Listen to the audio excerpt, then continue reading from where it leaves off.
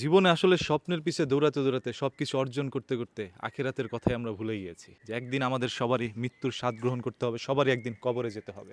এই যে আপনারা যে গাড়িটা দেখতে পাচ্ছেন, এটা কেনার জন্য কঠিন থেকে কঠিন পরিশ্রম করছি, রাত দিন না ঘুমে এটার জন্য পরিশ্রম করে গেছি। এবং সেই ছাড়া আপনারা যে আরো একটি বাইক দেখতে পাচ্ছেন, এটার জন্য কিন্তু কঠিন পরিশ্রম করছি। প্রত্যেকটা ছেলেরই কিন্তু একটা স্বপ্ন থাকে, তার একটা বাইক হবে, একটা গাড়ি হবে। সো এইগুলো অর্জন করতে করতে আমার জীবনটা আসলে প্রায় শেষের দিকে। গতকাল যখন আমি অসুস্থ হয়ে পড়লাম, তখন আমি উপলব্ধি করতে পারলাম যে আমি যদি গতকাল মারা যেতাম, তাহলে এইগুলো কোনোটাই আমার সাথে কবরে যাইতো না। কবরে কি যাবে? আমার সাথে আমার নেকিটা যাবে। আমি জীবনে যা ভালো কাজ করছি সেটা আমার সাথে কবরে যাবে, আর এইগুলো কিচ্ছু যাবে না। এইগুলো হচ্ছে আমাদের দুনিয়ার একটা রঙিন মায়া ভাই। এই রঙিন মায়ায় পড়ে আমরা যে কি করছি সেটা আমরাও জানি না। সোশ্যাল মিডিয়া ভাইরাল হওয়ার জন্য নারীরা যা করছে, ওইগুলো তো মুখে আনলেও মনে করেন অজুটা ভাঙা যায়, রোজা হালকা হয়ে যায় মাঝে মাঝে সোশ্যাল মিডিয়ার মধ্যে ঢুকলে। এটা হচ্ছে আমাদের বাংলাদেশের পরিস্থিতি ভাই। আল্লাহ তাআলা শয়তানদেরকে বন্দী করছে। আপনারা যারা যারা মা বাবা আছেন, আপনাদের কাছে একটা রিকোয়েস্ট, আপনার মেয়েকে আপনারা সবাই একটু ভাই বন্দী করে রাখেন, আপনার সন্তানের জন্য যেন কারো রোজা হালকা হয়ে না যায়। বাসায় যাই, ইফতারির সময় হয়ে যাবে একটু পরে। আপনারা সবাই চেষ্টা করবেন 30টা রোজা রাখার। আর এই যেহেতু পবিত্র মাস, সবাই পবিত্র কাজে লিপ্ত থাকেন, নগ্ন কাজে